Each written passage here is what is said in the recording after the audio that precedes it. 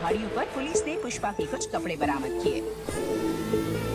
फूल से लथपथ शर्ट पर मिले 8 गोलियों के आइटम सॉन्ग फिल्म इंडस्ट्री में 70 के दशक से शुरू हो गए थे। तब फिल्मों की हीरोइन शालीनता के किरदार किया करती थी और ये आइटम सॉन्ग कोई दूसरी एक्ट्रेस किया करती थी। उस दौर में एक जरूरी ट्रेंड की तरह नहीं थे। ऐसे सॉन्ग फिल्मों में कभी दिखे तो कभी नहीं भी दिखे। 90 का दशक आते आते एक्ट्रेस खुद ही ऐसे गाने करने लगी। बीच का कुछ समय ऐसा था जब आइटम सॉन्ग की जरूरत फिल्म मेकर्स को गैर जरूरी लगने लगी। इधर मुन्नी बदनाम हुई गाने के बाद से एक बार फिर से इस तरह के गानों की बाढ़ आ गई। लेकिन अभी आइटम सॉन्ग की बात क्यों हो रही है, उसका रीजन है पुष्पा 2। जी हाँ, पुष्पा 2 के स्पेशल नंबर में समांथा नहीं बल्कि बॉलीवुड की सेंसेशन डीवा दिशा पाटनी नजर आएंगी। मूवी से ये एक बड़ा अपडेट है, लेकिन दिशा पिछले साल से ही इसके स्पेशल नंबर में काम करने के लिए और रिप्लेस करने के लिए चर्चा में रही। पहली किस्त में समांथा के ऊ अंतावा के लिए चुना गया था, जिसमें उनका अल्लू अर्जुन संग सेंसेशुअल डांस स्टाइलिंग ने हर किसी का अटेंशन अपनी ओर खींचा। अब जैसा कि पुष्पा के निर्माता सीक्वल के मनोरंजन को बढ़ाने के लिए तैयार है,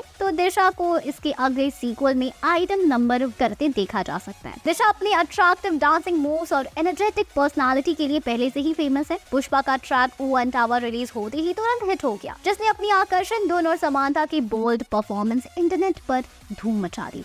उम्मीद है कि पुष्पा भाग 2 द रूल कहानी को भी लोग उतना ही प्यार देंगे, जिसमें अल्लू अर्जुन, रश्मिका मंदाना और फहद फाजिल मुख्य भूमिका में होंगे। मूवी की कहानी एक छोटे वेतन भोगी कर्मचारी से लेकर लाल चंदन की अवैध आपूर्ति के मालिक तक पुष्पा की यात्रा आगे बढ़ाएगी। लेकिन जब पुष्पा 2 में कहानी अच्छी है तो इसमें आइटम सॉन्ग की क्या जरूरत? इसका जवाब है, फिल्में सिर्फ 3 चीजों से चलती हैं: एंटरटेनमेंट, एंटरटेनमेंट और एंटरटेनमेंट। मुन्नी बदनाम के बाद गाने के बाद ठेठ अंदाज में शीला की जवानी, चिकनी चमेली, जलेबी बाई जैसे गाने खूब चले। प्रकाश झा जैसे संजीदा फिल्म मेकर्स भी अपनी संजीदा फिल्मों में आइटम सॉन्ग रखने का मोह नहीं छोड़ पाए। मूवी में ये गाने खूब चले, लेकिन समाज पर इनका उल्टा असर भी हुआ। इन आइटम गानों में डबल मीनिंग और अब्यूजिंग वर्ड्स का यूज होता है। शायद यही इन गानों को संगीत के बजाय किसी अलग कैटेगरी में खड़ा करता है। दबंग 2 फिल्म में करीना कपूर पर फिल्माए गए फेविकॉल गाने में करीना एक जगह अपने को मिस कॉल से पटा लेने की बात कहती हैं, तो एक जगह खुद को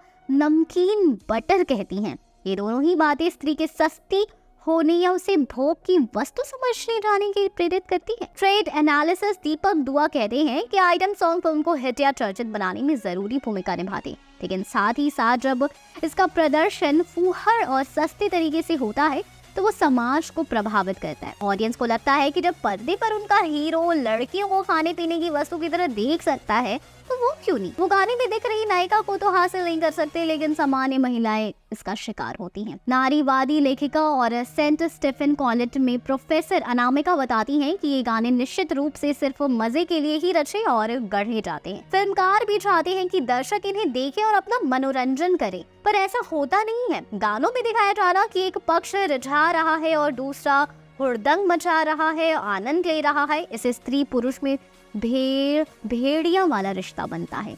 इनसे मानवीय गरिमा खत्म हो जाती है। असल जिंदगी में पढ़ी लिखी लड़की इस तरह अपना प्रदर्शन नहीं किया करती और ना ही करना चाहती है। इन गानों के उद्देश्य को ही गलत बताते हुए उपन्यासकार मैत्री पुष्पा कहती हैं कि मनोरंजन के नाम पर चल रहे इन गानों का इस्तेमाल केवल पब्लिसिटी के लिए होता है। हमारा युवा वर्ग सिनेमा से प्रभावित होता है। युवा एक्टर्स की नकल करते हैं। जब आइटम सॉन्ग में पुरुष महिला को ललचाई नजरों से देखता है, तो रियल जिंदगी में युवा उन्हीं का अनुसरण करते हैं। गाने यही कहते हैं कि स्त्री उपभोग की वस्तु है, उसे अच्छे सुंदर आवरण में पुरुष के सामने प्रस्तुत करें। स्त्री सशक्तिकरण के लिए कार्यरत सामाजिक कार्यकर्ता और राजीव कुमार कहते हैं कि इन गानों का नाम आइटम सॉन्ग ही डेंजरस है।